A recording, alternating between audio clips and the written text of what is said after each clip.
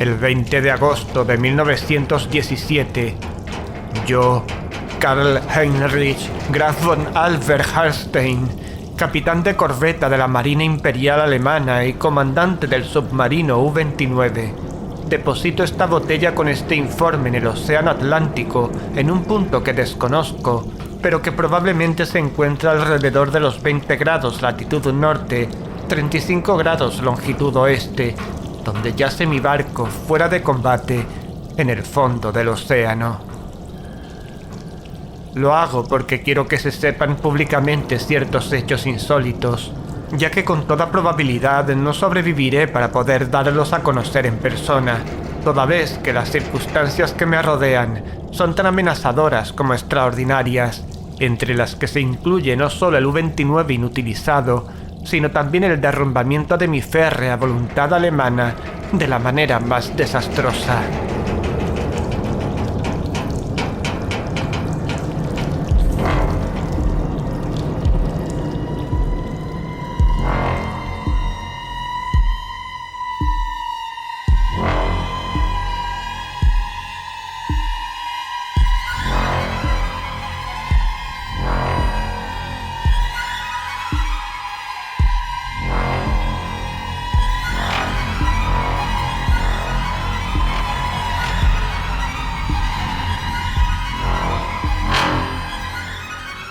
El templo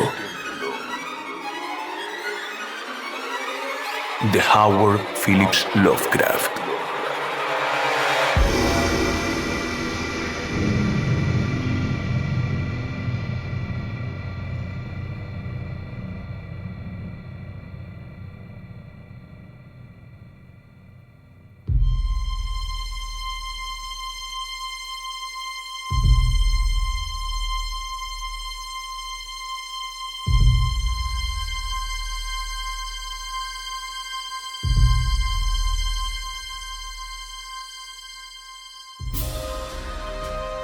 La tarde del 18 de junio, tal como se informó por radio al U-61 con destino a Kiel, torpedeamos el carguero británico Victory, que iba de Nueva York a Liverpool, en la situación 45 grados 16 minutos latitud norte, 28 grados 34 minutos longitud oeste, permitiendo a la tripulación que abandonase el buque en botes, a fin de obtener una buena filmación de la escena para los archivos del almirantazgo. Hay que decir que el barco se hundió espectacularmente de proa, sacó la popa fuera del agua y se zambulló perpendicularmente hacia el fondo del mar. Nuestra cámara no perdió detalle, y siento que tan valiosa película no llegue jamás a Berlín. Después hundimos los botes salvavidas con nuestros cañones y nos sumergimos.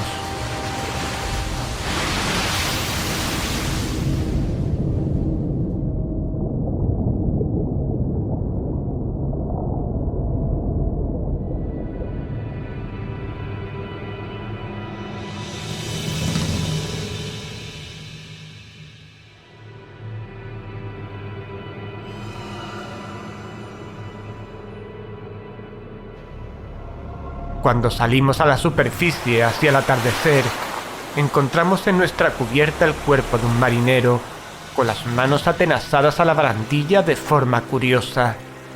El pobre diablo era joven, más bien moreno y muy guapo. Probablemente era italiano o griego y pertenecía sin duda a la tripulación del Victory. Evidentemente había buscado refugio en la misma nave que se había visto obligado a destruir la suya. Una víctima más de esta injusta guerra de agresión que los perros ingleses mantienen contra la patria.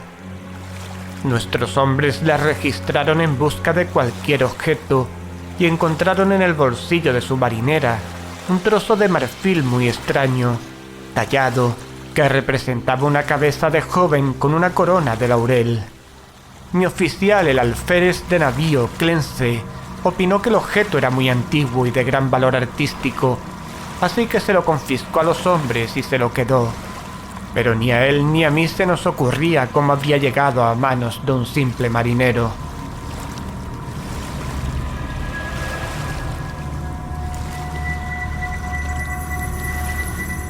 Al ser arrojado el muerto por la borda, ocurrieron dos incidentes que causaron gran inquietud en la tripulación. Le habían cerrado los ojos al infeliz, pero al desprender su cuerpo de la barandilla se le volvieron a abrir, y muchos tuvieron la curiosa impresión de que miraron fijamente y como con burla a Smith y a Zimmer, que estaban inclinados sobre su cadáver. Al contramaestre Muller, hombre maduro que habría llegado más lejos de no haber sido un cochino y supersticioso alsaciano, les citó de tal modo esta impresión que siguió observando el cadáver en el agua y juró que tras sumergirse un poco, puso los brazos y las piernas en posición de nado y desapareció velozmente bajo las olas en dirección sur. A Clancy y a mí no nos gustaron estas muestras de ignorancia propias de paletos y amonestamos severamente a los hombres, especialmente a Muller.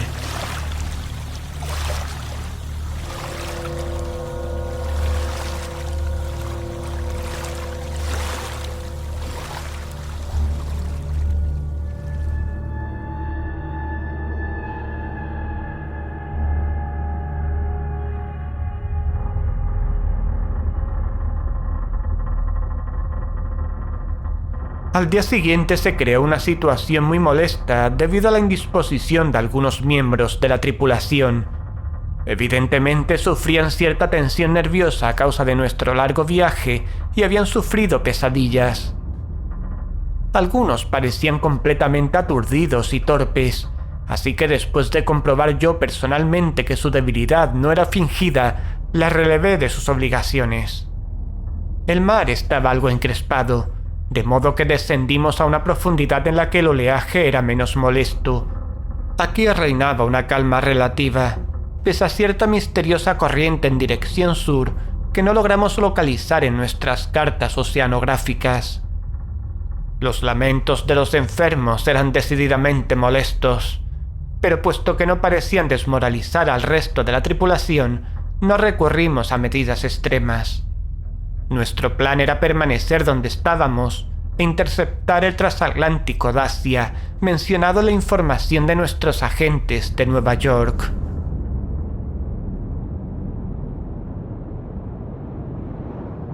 A primera hora de la tarde salimos a superficie y encontramos la mar menos movida.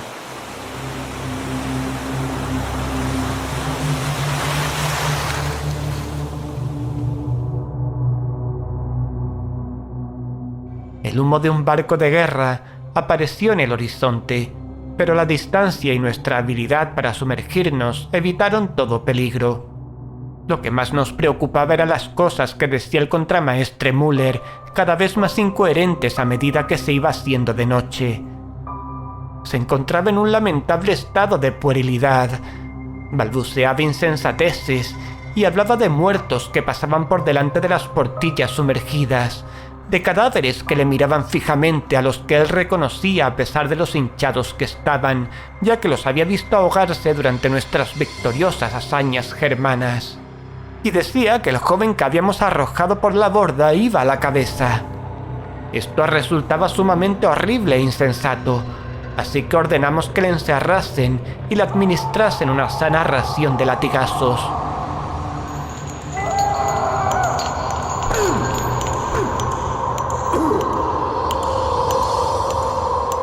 A los hombres no les gustó esta clase de castigo, pero era necesaria la disciplina. Asimismo, nos negamos a la petición que vino a presentar una delegación encabezada por el marinero Zimmer de que arrojáramos al mar la extraña cabeza tallada en marfil.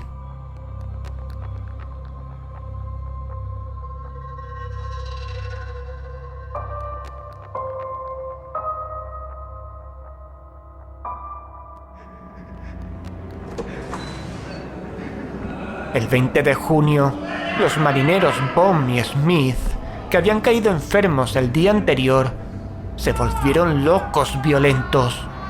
Lamenté no tener un médico entre nuestros oficiales, ya que las vidas alemanas son preciosas, pero los constantes delirios de los dos hombres sobre una terrible maldición trastornaban enormemente la disciplina, así que tomamos drásticas medidas.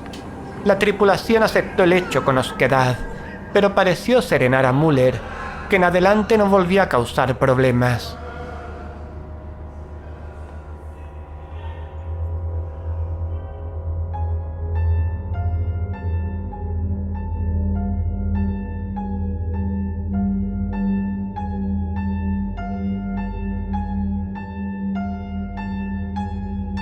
Las semanas siguientes estuvimos todos muy nerviosos, vigilando en espera del Dacia. La tensión se agravó con la desaparición de Müller y de Zimmer, quienes se suicidaron sin duda a causa del miedo que parecía atormentarles, aunque nadie los vio saltar por la borda. Casi me alegré de verme libre de Müller, porque incluso su mutismo influía de manera perniciosa en la tripulación. Ahora todos parecían inclinados a permanecer en silencio, como si tuviesen algún secreto temor. Muchos estaban enfermos, pero ninguno causaba problemas. El alférez de navío Clense, debido a la tensión, se irritaba por cualquier insignificancia, como con la manada de delfines cada vez más numerosa que daba escolta al U-29, o la creciente intensidad de la corriente sur que no registraban nuestras cartas.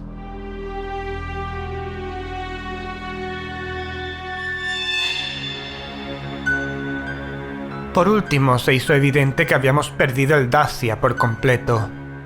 Estos fracasos no son infrecuentes, y nos sentimos más contentos que decepcionados, ya que había orden de regresar a Wilhelmshaven. A las 12 horas del 28 de junio pusimos rumbo nordeste, y a pesar de embarullarnos cómicamente con la inusitada multitud de delfines, no tardamos en encontrarnos en ruta.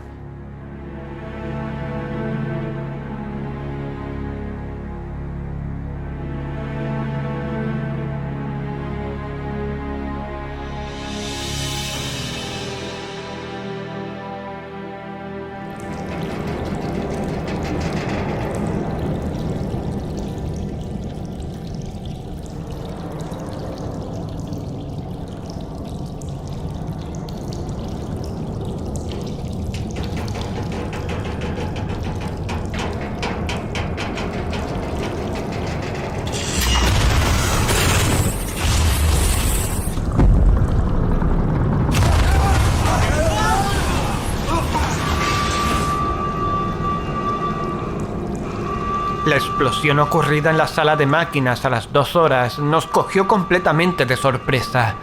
No se había observado ninguna anomalía en la maquinaria, ni negligencia alguna por parte de los hombres. Sin embargo, inesperadamente, la nave se estremeció de punta a punta a causa de la tremenda sacudida. El alférez de navío Clense acudió corriendo a la sala de máquinas, encontrando el depósito de combustible y casi todo el mecanismo destrozados, y los maquinistas Rabe y Schneider muertos. Nuestra situación era verdaderamente grave, porque si bien los regeneradores químicos de aire estaban intactos y podíamos utilizar los dispositivos de elevar y sumergir la nave y abrir las escotillas para reabastecernos de aire comprimido y recargar los acumuladores, no había posibilidad de propulsar ni gobernar el submarino. Tratar de buscar rescate mediante botes salvavidas significaba ponernos en manos de nuestros enemigos, irracionalmente resentidos con nuestra gran nación alemana. Por otra parte, desde nuestro enfrentamiento con el Victory, no habíamos conseguido establecer contacto por radio con ninguna unidad U de la Marina Imperial. Desde el momento del accidente hasta el 2 de julio, fuimos arrastrados constantemente hacia el sur, casi sin planes y sin avistar ningún buque. Los delfines seguían dando escolta al U-29, circunstancia sorprendente en cierto modo, teniendo en cuenta la distancia que llevábamos recorrida. En la mañana del 2 de julio avistamos un buque de guerra con bandera americana, y los hombres se mostraron muy nerviosos y con deseos de rendirse. Finalmente el alférez de navío Clense tuvo que pegarle un tiro a un tal Traufe, dado que no paraba de incitar con especial violencia a este acto tan antigermánico. Esto acalló a la tripulación durante un tiempo, y nos sumergimos sin ser detectados. Por la tarde, una densa bandada de aves marinas apareció por el sur, y el océano empezó a moverse presagiosamente. Cerramos las escotillas y esperamos a ver qué pasaba, hasta que comprendimos que debíamos sumergirnos si no queríamos que nos hundiese el creciente oleaje.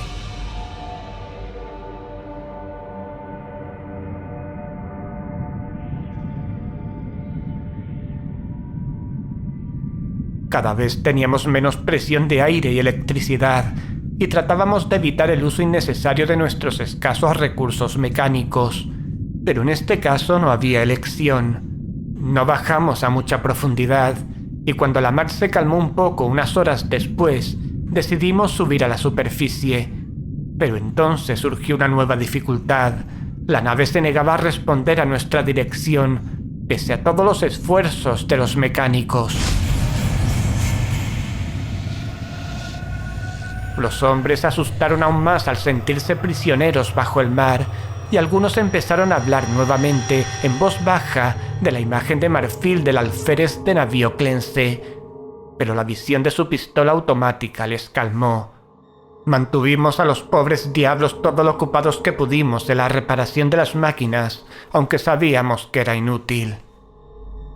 Clense y yo dormíamos normalmente en turnos distintos, y fue mientras yo dormía cuando se declaró el motín general hacia las 5 horas del 4 de julio. Los 6 cerdos marineros que quedaban, imaginando que estábamos perdidos, estallaron súbitamente en una furia besánica por habernos negado a rendirnos al buque de guerra yanqui 2 días antes, entregándose a un delirio de maldiciones y de destrucción. Rugían como animales y rompían indiscriminadamente muebles e instrumentos, gritando insensateces tales como que era la maldición de la imagen de marfil y del atezado joven muerto que les había mirado antes de desaparecer nadando. El alférez de navío Clense parecía paralizado, imposibilitado, como era de esperar de un renano blando y afeminado. Maté a los 6 hombres dado que era necesario, y me aseguré de que no quedara ninguno con vida. Echamos sus cadáveres por la doble escotilla y nos quedamos solos, él y yo, en el U-29. Clense estaba muy nervioso y bebía mucho. Decidimos mantenernos con vida cuanto nos fuese posible, haciendo uso de la gran cantidad de vituallas y de la provisión química de oxígeno que teníamos, ya que ninguna de estas dos cosas había sufrido daño en los estúpidos desmanes de los puercos marineros. La giroscópica, manómetros y demás instrumentos delicados habían quedado inservibles. En adelante nuestros cálculos serían meras suposiciones basadas en nuestros relojes, el calendario y la aparente trayectoria de nuestro desplazamiento, deducida por cualquier objeto que pudiéramos avistar a través de los portillos o desde la torreta. Por fortuna, aún contábamos con bastante carga en los acumuladores, tanto para la luz interior como para el proyector. De cuando en cuando barríamos con el haz de luz los alrededores de la nave, pero no veíamos más que delfines nadando paralelamente a nosotros. Me sentí científicamente interesado por estos delfines, pues aunque el Delphinus delphis común es un mamífero cetáceo incapaz de subsistir sin aire, estuve observando a uno de estos nadadores durante 2 horas, y no vi que mostrara el menor deseo de subir a la superficie.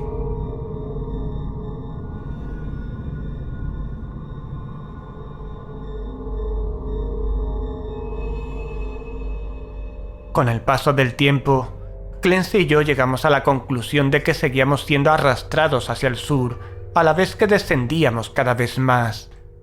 Observamos la fauna y la flora marinas, y consultamos bastantes detalles sobre esta cuestión en los libros que yo traía conmigo para los momentos de ocio. No pude por menos de notar, sin embargo, la poca preparación científica de mi compañero. No tenía una mentalidad prusiana, de modo que era propenso a fantasías y especulaciones sin fundamento alguno. La certeza de nuestra muerte inminente le afectó de manera curiosa, y rezaba a menudo en arrepentimiento por los hombres, mujeres y niños que había enviado al fondo del mar, olvidando que todo lo que supone un servicio al Estado alemán es una acción noble. Al cabo de cierto tiempo, sufrió un notable desequilibrio, y permanecía horas y horas mirando la imagen de marfil y murmurando fantásticas historias sobre cosas perdidas y olvidadas bajo la mar.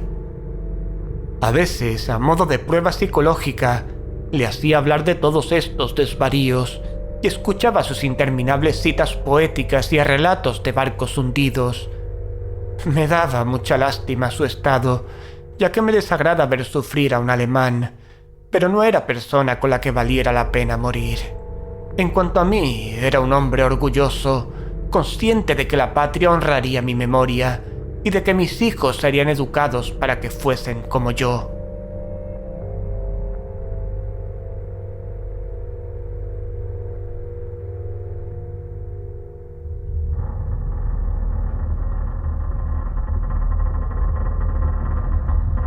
El 9 de agosto avistamos el fondo oceánico y proyectamos un potente haz de luz hacia él. Era una inmensa llanura ondulada, cubierta en su mayor parte de algas y salpicada de conchas y pequeños moluscos. De trecho en trecho se veían objetos verdosos de misteriosos contornos, cubiertos de algas e incrustados de percebes. Clence afirmaba que sin duda eran barcos antiguos hundidos. Hubo una cosa que le dejó perplejo. Un pico sólido que emergía casi unos 4 pies del lecho del océano. Tenía unos 2 pies de grosor y los lados planos. Las superficies superiores, suaves, se unían formando un ángulo muy obtuso. Dije que era una punta de roca que emergía, pero Clence creyó ver figuras talladas en ella. Poco después empezó a temblar y se alejó como asustado del portillo. Sin embargo, no dio otra explicación, sino que le abrumaba la inmensidad, oscuridad, antigüedad y misterio de los abismos oceánicos. Tenía la mente cansada, pero yo soy alemán en todo momento, y no tardé en observar 2 cosas. Que el U-29 soportaba espléndidamente la presión del agua, y que los extraños delfines seguían a nuestro alrededor, aun cuando estábamos a una profundidad en la que la mayoría de los naturalistas considera imposible la existencia de organismos superiores. Estaba convencido de que habíamos sobreestimado nuestra profundidad. Con todo, sin duda estábamos lo bastante abajo como para que estos fenómenos resultaran extraordinarios. Nuestra velocidad, siempre hacia el sur, era más o menos la que yo calculaba por los organismos que pasaban en los niveles superiores.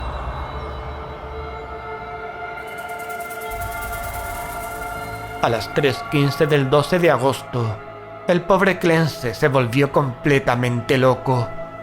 Había estado en la torreta utilizando el proyector cuando le vi entrar en el compartimento de la biblioteca donde yo me encontraba sentado leyendo, y su cara le traicionó inmediatamente. Repetiré aquí lo que dijo, subrayando las palabras que él recalcó. ¡Él está llamando! ¡Él está llamando! ¡Le oigo! ¡Tenemos que ir! Mientras hablaba, cogió la imagen de marfil de encima de la mesa, se la guardó en el bolsillo y me agarró del brazo con intención de llevarme escaleras arriba, hacia cubierta. Enseguida me di cuenta de que pretendía abrir la escotilla y que saliéramos los dos al agua exterior. Extravagancia suicida y homicida a la que yo no estaba dispuesto. Al echarme atrás y tratar de calmarle, se puso más violento y exclamó: ¡Vamos ahora! ¡No esperemos a más tarde! Es mejor arrepentirse y ser perdonado que desafiar y ser condenado. ¿Pero qué pretende, Clence? Está usted loco. ¡Loco de remate! Si sale usted... Si estoy loco, es una suerte. Que los dioses tengan piedad del hombre que, en su insensibilidad, permanece sano hasta su espantoso fin. Ven y enloquece, ahora que él nos llama con misericordia. Esta explosión parecía aliviar la presión de su cerebro, porque seguidamente se mostró mucho más dócil y me pidió que le dejase ir solo si no quería acompañarle. Me di cuenta enseguida de qué era lo que debía hacer. Aunque era alemán, tan solo era un renano de lo más ordinario, y ahora se había convertido en un loco potencialmente peligroso. Accediendo a su petición suicida, me libraría inmediatamente del que ya no era mi compañero, sino una amenaza. Le pedí que me diese la imagen de marfil, pero mi petición provocó en él una risa tan inusitada que no insistí. Entonces le pregunté si quería dejar algún recuerdo o bucle de pelo para su familia en Alemania, en caso de que yo fuese rescatado. Pero nuevamente se echó a reír.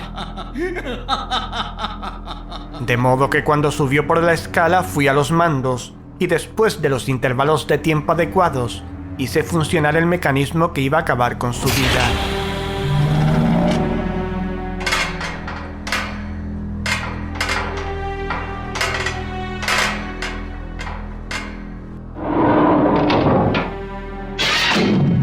Una vez comprobado que ya no estaba a bordo, di una pasada con el proyector por el agua en un intento por verle por última vez para comprobar si le aplastaba la presión del agua tal como debía ocurrir teóricamente, o si no afectaba su cuerpo como pasaba con aquellos extraordinarios delfines.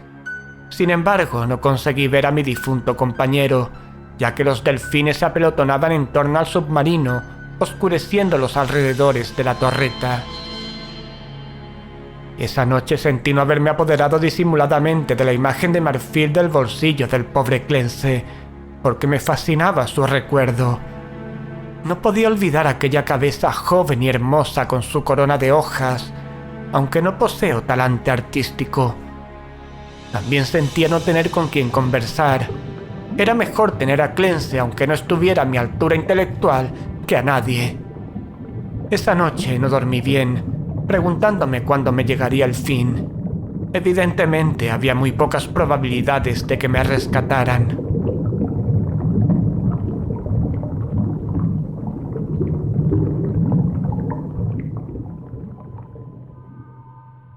Al día siguiente, subí a la torreta e inicié las acostumbradas exploraciones con el proyector. Hacia el norte, la perspectiva era muy semejante a la que habíamos tenido desde que avistamos el fondo, pero noté que el desplazamiento del U-29 era menos rápido. Al enfocar el haz de luz hacia el sur, noté que el fondo oceánico descendía en un pronunciado declive y que había bloques de piedra curiosamente regulares en determinados puntos, dispuestos como siguiendo un trazado concreto.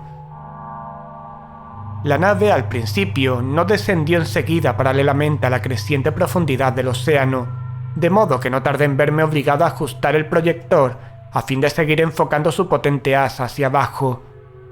A causa del brusco movimiento se desconectó un cable y tardé varios minutos en conectarlo otra vez. Finalmente volvió la luz al proyector y se derramó por el valle marino que tenía debajo de mí.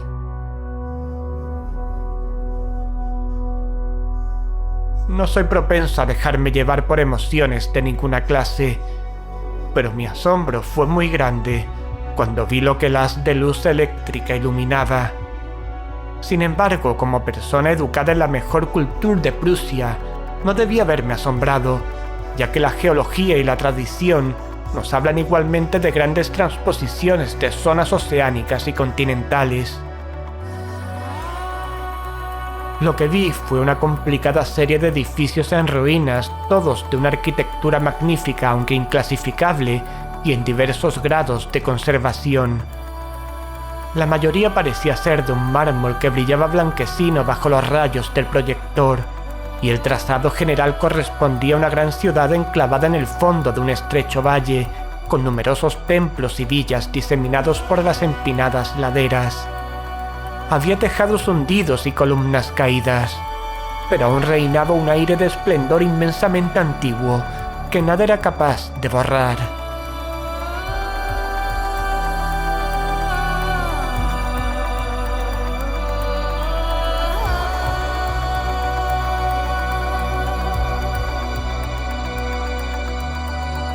Comprendiendo que al fin me encontraba ante la Atlántida, a la que antes había considerado un mito, me sentí el más ávido de los exploradores.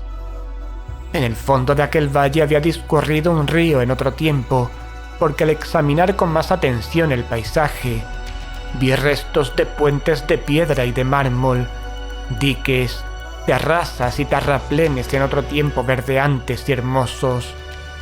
En mi entusiasmo me sentí tan idiota y sentimental como el pobre Clense, y tardé en darme cuenta de que la corriente sur había cesado, dejando que el U-29 descendiera lentamente hacia la ciudad sumergida, como el aeroplano se posa en una ciudad arriba en la superficie.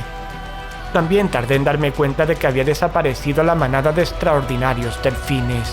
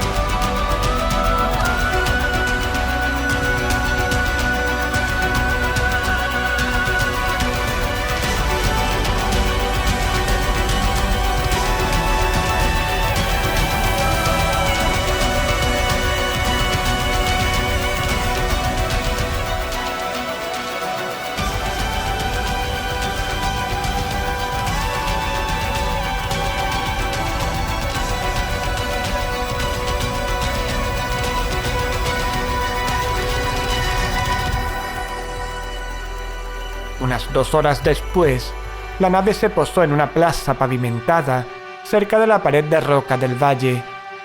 A un lado pude ver la ciudad entera que descendía hacia la plaza hasta el borde del antiguo río. Al otro, y sorprendentemente cerca, me encontré ante un edificio ricamente ornamentado y muy bien conservado. Evidentemente era un templo excavado en la roca.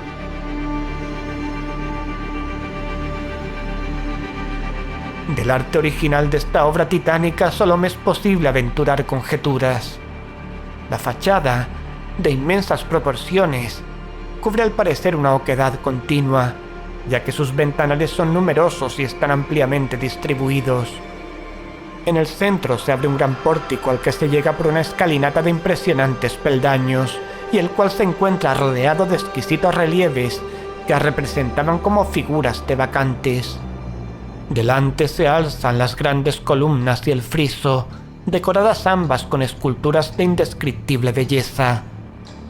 Evidentemente representan escenas pastoriles idealizadas y procesiones de sacerdotes y sacerdotisas portando extraños objetos ceremoniales en adoración de un dios radiante.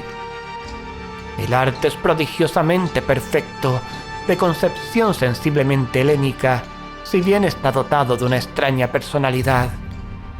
Comunica una impresión de terrible antigüedad, como si se tratase no de un inmediato antecesor del arte griego, sino del más remoto. No me cabe duda de que cada elemento de esa obra imponente está esculpido en una ladera de roca virgen de nuestro planeta, aunque no puedo imaginar cómo excavaría en su interior. Quizá proporcionase el hueco principal a alguna caverna o serie de cavernas.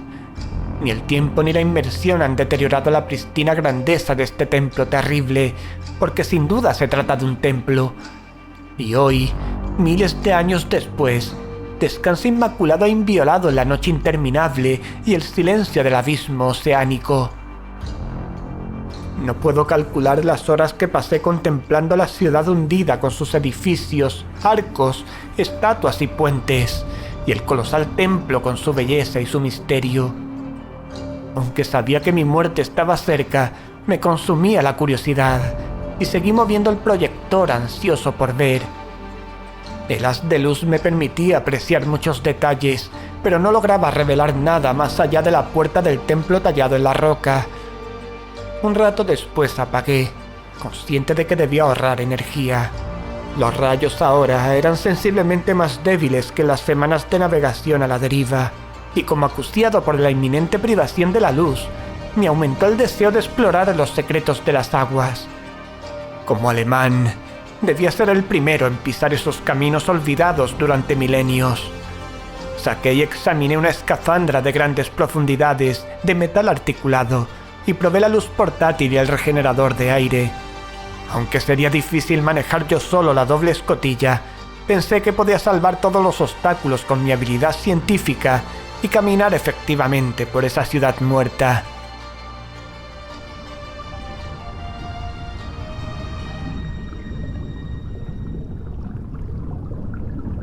El 16 de agosto efectué una salida del U-29 y caminé trabajosamente por las calles en ruinas y cubiertas de barro hacia el antiguo río. No encontré esqueletos ni restos humanos, aunque coseché una enorme riqueza arqueológica en esculturas y monedas.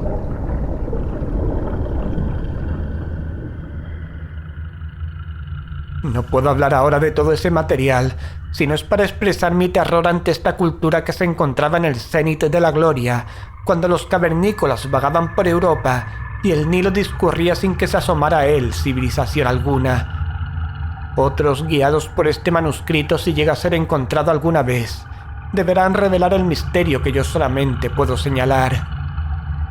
Volví a la nave dado que mis baterías se debilitaban, aunque decidido a explorar el templo de roca al día siguiente.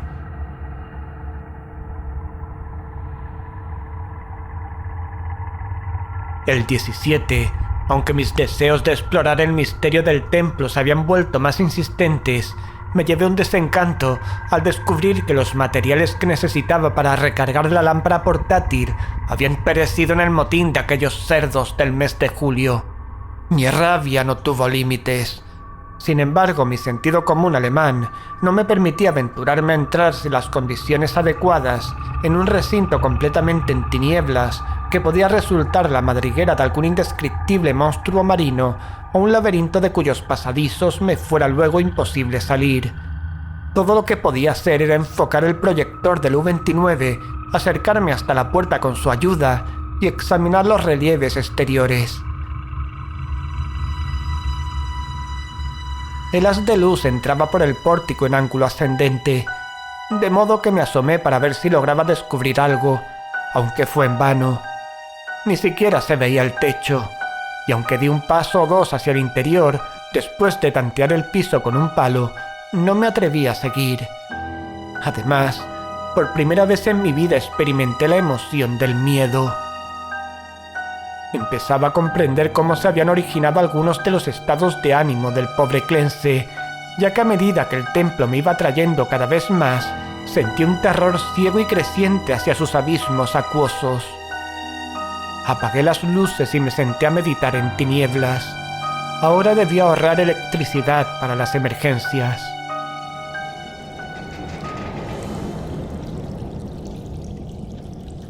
El sábado 18 lo pasé sumido en total oscuridad, atormentado por pensamientos y recuerdos que amenazaban doblegar mi voluntad alemana. Clense se había vuelto loco y había perecido antes de llegar a este vestigio siniestro de un pasado abominablemente remoto, y me había aconsejado que me fuese con él. ¿Acaso el destino preservaba mi razón solo para arrastrarme irresistiblemente a un final más horrible e impensable de lo que haya podido soñar nadie? Evidentemente tenía los nervios agotados. Debía desechar estas ideas propias de un hombre débil. La noche del sábado no me podía dormir y encendí las luces sin preocuparme por lo que pasara después. Era una lástima que la electricidad no durase lo mismo que el aire o las provisiones. Volví a pensar en recurrir al suicidio y examiné mi pistola. Hacia el amanecer, debí de quedarme dormido con las luces encendidas, ya que ayer tarde me desperté completamente a oscuras para encontrarme con que los acumuladores se habían agotado. Encendí varias cerillas una detrás de otra y lamenté con desesperación la imprevisión que nos hizo gastar las pocas velas que llevábamos.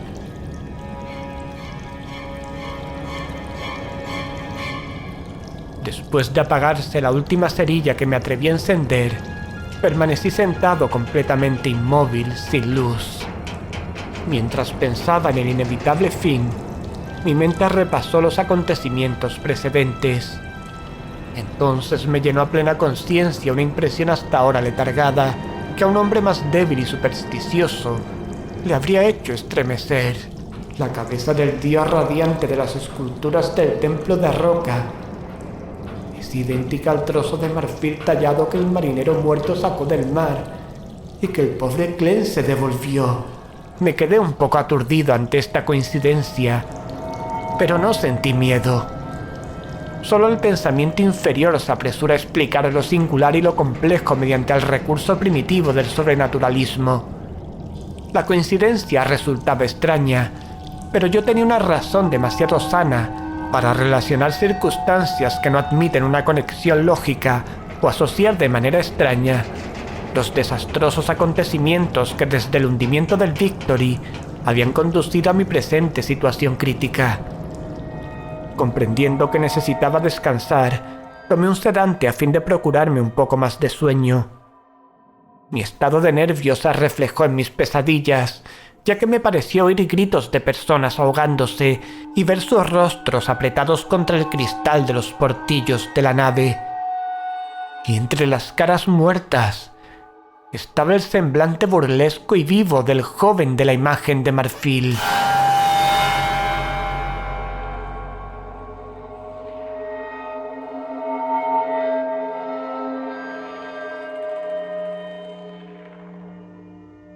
Debo tener cuidado en el modo de consignar mi despertar hoy, ya que me siento trastornado y sin duda hay muchas alucinaciones mezcladas con lo real. Psicológicamente mi caso es enormemente interesante y siento no poder ser reconocido científicamente por una autoridad alemana competente. Al abrir los ojos, lo primero que experimenté fue un deseo irresistible de visitar el templo de roca. Deseo que aumentaba cada instante, aunque trataba instintivamente de resistir con alguna emoción de temor que operaba en sentido contrario. A continuación me sobrevino una impresión de luz en medio de la oscuridad de las baterías descargadas, y me pareció ver una especie de resplandor fosforescente en el agua que entraba por el portillo orientado hacia el templo. Esto despertó mi curiosidad, pues sabía que ningún organismo de las profundidades abismales era capaz de emitir tal luminosidad. Pero antes de que pudiese comprobarlo, me llegó una tercera impresión que, debido a su carácter irracional, me hizo dudar de la objetividad de todo cuanto registrase en mis sentidos. Fue una ilusión auditiva, una sensación de sonido rítmico, melódico, como de cántico o himno coral frenético aunque hermoso, que provenía del exterior y traspasaba el casco del U-29, pese a estar absolutamente insonorizado. Convencido de mi anormalidad psicológica y nerviosa, encendí algunas cerillas y me tomé una fuerte dosis de bromuro sódico, que pareció calmarme hasta el extremo de disipar esa ilusión de sonido. Pero seguía la fosforescencia y me costó trabajo reprimir el infantil impulso de ir a la portilla a averiguar su causa. Era espantosamente realista, hasta el punto de que podía distinguir los objetos familiares que me rodeaban, así como el vaso vacío del bromuro, del que no tenía impresión visual alguna del sitio donde lo había dejado. Esta última circunstancia me hizo reflexionar. Crucé el compartimento y toqué el vaso. Efectivamente estaba en el lugar donde me parecía verlo. Ahora sabía que la luz era o bien real o parte de una alucinación tan fija y coherente que no podía esperar que se disipase. De modo que, renunciando a toda resistencia, subí a la torreta con intención de averiguar cuál era el agente luminoso. Sería en realidad otra nave U y me brindaría la posibilidad de rescatarme. Conviene que el oyente no acepte como verdad objetiva nada de cuanto sigue. Dado que los acontecimientos trascienden la ley natural, han de ser necesariamente creaciones subjetivas e irreales de mi mente sobreexcitada. Al llegar a la torreta descubrí el mar en general muchísimo menos luminoso de lo que esperaba. No había fosforescencia alguna vegetal ni animal, y la ciudad que descendía hacia el río era invisible en las tinieblas. Lo que vi no era espectacular, no era grotesco ni aterrador. Sin embargo, me hizo perder el último atisbo de confianza en mi conciencia.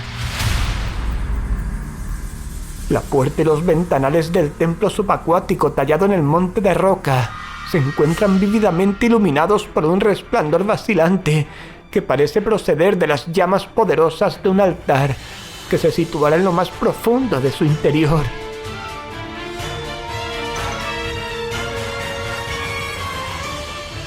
Los incidentes que siguieron son caóticos. Mientras observaba el pórtico y los ventanales misteriosamente iluminados, sufrí las visiones más extravagantes, visiones tan insensatas que no me es posible siquiera consignarlas. Me pareció vislumbrar bultos en el templo, bultos que estaban inmóviles y bultos que se movían, y me pareció también oír otra vez el cántico irreal que flotaba a mi alrededor cuando desperté. Y por encima de todo, despertaron en mí pensamientos y temores que giraban en torno al joven del mar y la imagen de marfil, cuya talla era reproducción de los frisos y columnas del templo que tenía ante mí. Pensé en el pobre Clense y me pregunté dónde descansaría con aquella imagen que había devuelto al mar. Él me había advertido que se había vuelto loco ante dificultades que un prusiano es capaz de soportar perfectamente. El resto es muy simple. Mi impulso a visitar y entrar en el templo se ha convertido ya en una orden inexplicable e imperiosa a la que finalmente no me puedo resistir. Mi voluntad alemana no es capaz de controlar mis actos, y la abolición es posible en adelante solo cuando se trate de cuestiones sin importancia. Semejante locura es la que arrastró a la muerte al pobre Clense, sin escafandra ni protección alguna en el océano. Pero yo soy prusiano y hombre con sentido común, y utilizaré hasta el final la poca voluntad que me queda.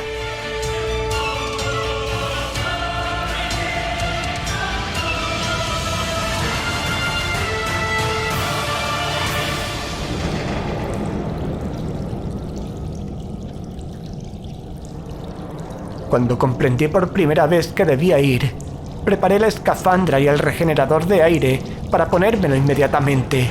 Acto seguido comencé a grabar esta crónica apresurada con la esperanza de que llegue al mundo alguna vez.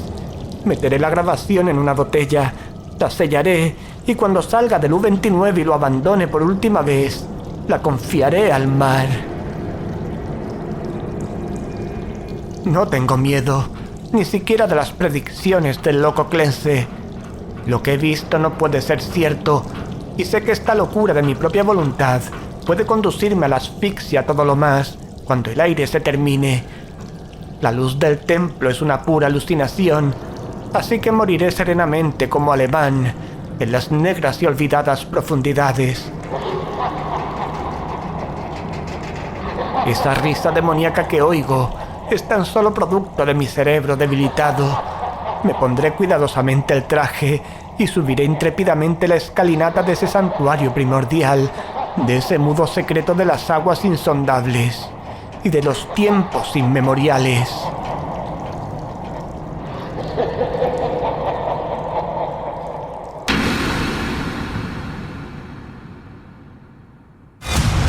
El templo de Howard Phillips Lovecraft, con Antonio Reverte como Karl Henrich, Rafa Cassette como Clensa y Miguel Ángel Pulido y Antonio Reverte como soldados varios.